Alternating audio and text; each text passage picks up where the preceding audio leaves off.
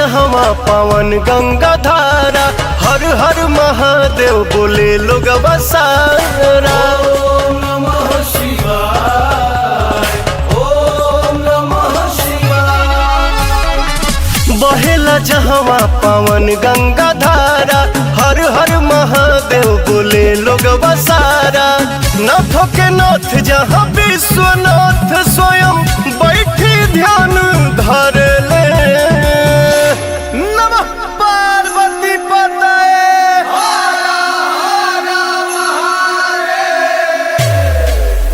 काशी के कंकड़ कंकड़ में शिव शंकर वास कर ले। काशी के कंकड़ कंकड़ में शिव शंकर वास करेले।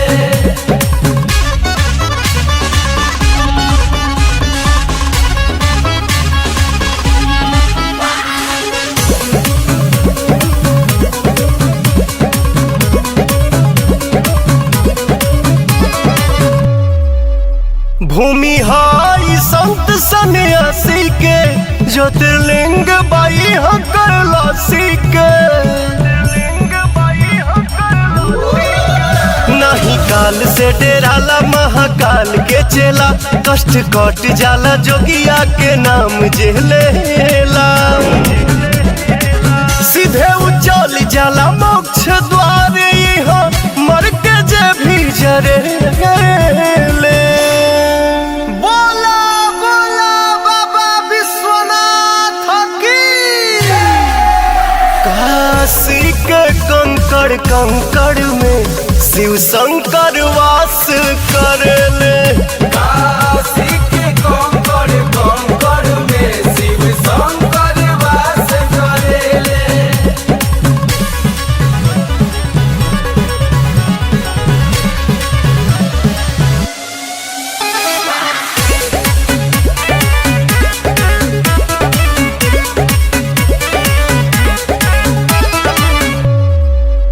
पवन भजन गावेले शिव शक्ति के, हर सात भागीरथ भाव भक्ति के।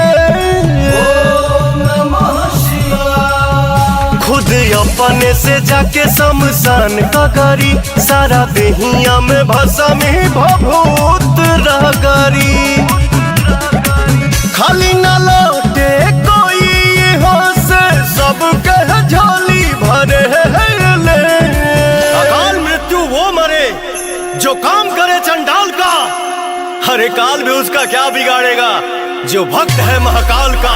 काशी के कंकड़ कंकड़ में शिव शंकर वास कर